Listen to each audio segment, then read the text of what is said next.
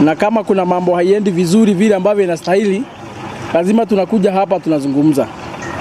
Kuna hii maneno inaendelea kule kotini ya kwamba the Supreme Court judges huenda wakatolewa kwa sababu safari ya kuang'oa imeanza.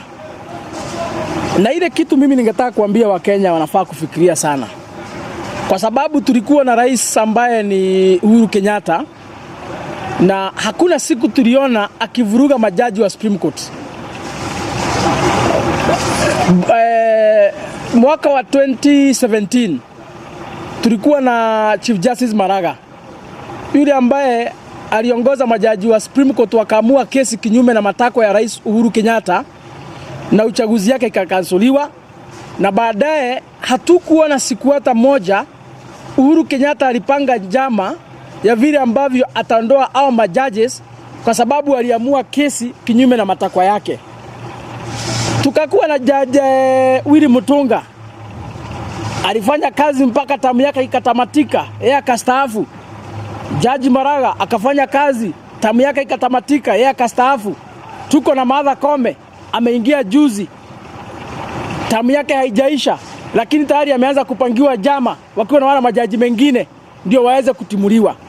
Mimi nataka niwaambie Wakenya, hii mambo mnaona ikiendelea kule Supreme Court, hiyo si malalamishi ya Wakenya iko huko.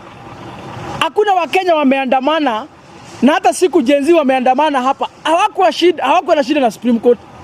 Hatujaona watu wowote katika Kenya hii wakiandamana wakisema ya kwamba Martha Koome na majaji wako wa Supreme Court waweze kujiondoa ama waweze kutimuliwa. Kwa hivyo ni vizuri kama Wakenya tujiulize, nani yako na interest? Nani anataka hawa majaji waende? Nani yako na haja? Nani anataka kusaidika na hawa majaji wakienda?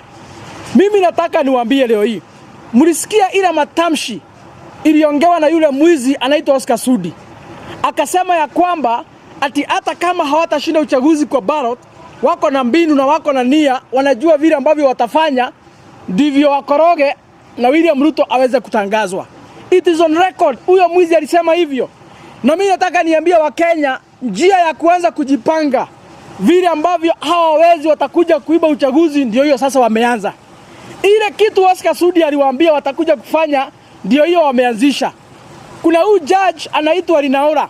Siku Rigathi Gachagua ametolewa kwa kiti kinyume na sheria, huyo judge criticize na akaongea. Alafu kisha baadaye akasema ni vizuri kama taifa tuanze kufikiria vile ambavyo tutakuwa na IBC commissioners. Na yale matamshi ya yule judge ilikera sana wale wezi wa William Ruto. Iliwakera zaidi. Ni kama judge hana haki yeye pia ya kuongea na ni Mkenya kama Wakenya wale wengine. Na kwa sababu ya hivyo, mimi nataka niambie Wakenya, hii maneno inaendelea kule Supreme Court ni ya William Ruto, iko mkono yake nyuma. Hiyo ni njama amepanga tayari, atimue wale majaji wakwende nyumbani, ndivyo alete Speaker Moses Wetangula akuwe Chief Justice, na alete majaji wengine pale, ndivyo siku anaiba uchaguzi 2027. Hiyo kesi kipelekwa kule Supreme Court, atakuwa na majaji wake katika ile bench, majaji kama zaidi ya 4, wale ambao wataamua kesi kulingana na matakwa yake, wale ambao wataendesha hiyo kesi vile ambavyo itamsaidia, vile ambavyo atataka.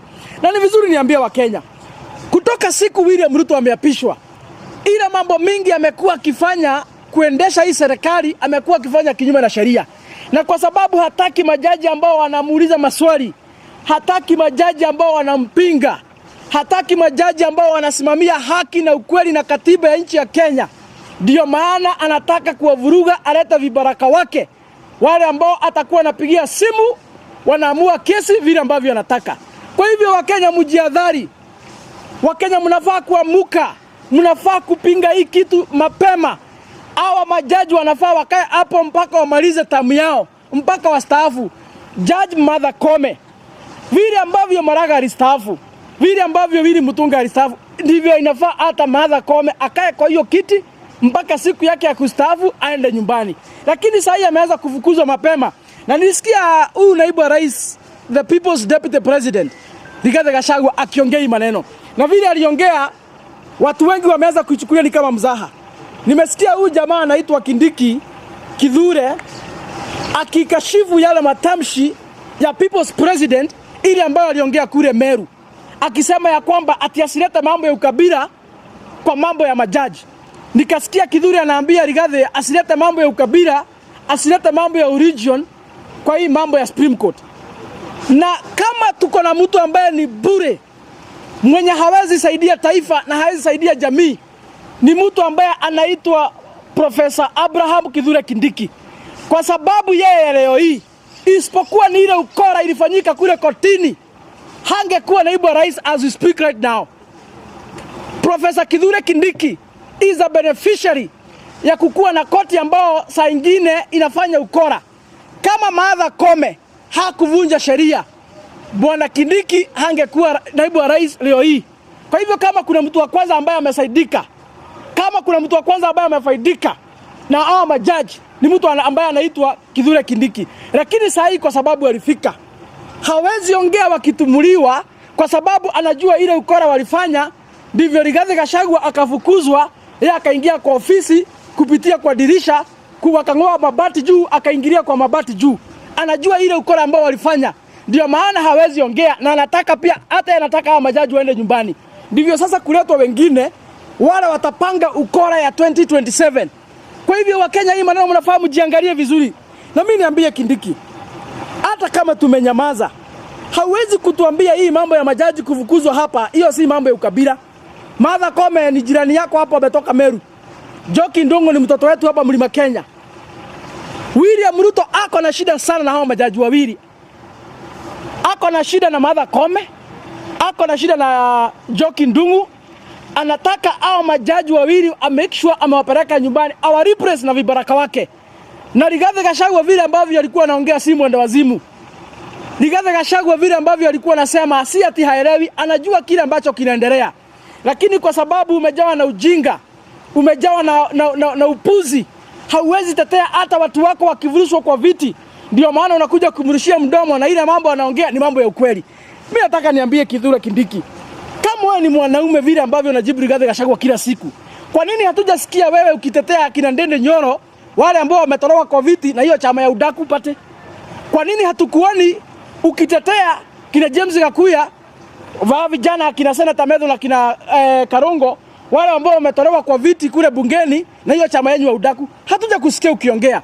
Na maana ya mtu ambaye anajiita kingpin, maana ya mtu ambaye anajiita ati kiongozi wa jamii, maana ya mtu ambaye anajiita the senior most political leader in his region ni kutetea watu wake wenye wako nje ya serikali na wale wako ndani ya serikali. Sasa wewe Bwana Kindiki, hatukuoni ukitetea wenye wako nje ya serikali, hatukuoni ukitetea wenye wako ndani ya serikali. Kazi yako kama kiongozi wa jamii hapa ni gani? Sisi kama jamii ya Mlima Kenya tunafaidika na nini wewe ukiwa katika hiyo ofisi? Sisi kama jamii ya Mlima Kenya tuliambiwa umetolewa hapa Meru tusilalamike. Tuliambiwa kiti imenyang'anywa mtoto wetu, kapatiwa mtoto wetu tusilalamike. Sasa sisi kama jamii tunasaidika na nini ukiwa katika hiyo nyumba ya Karen? Hakuna siku tumesikia ukitetea watu wetu kwa njia yote ile. Kazi yako kila siku ukiamuka ni kupigia kibaraka, ni kujifanya kibaraka hapo, kujipendekeza hapo. Kila siku hapo ni kupamba Bwana William Ruto. Kila siku tu ni kujaribu kujipendekeza kwake.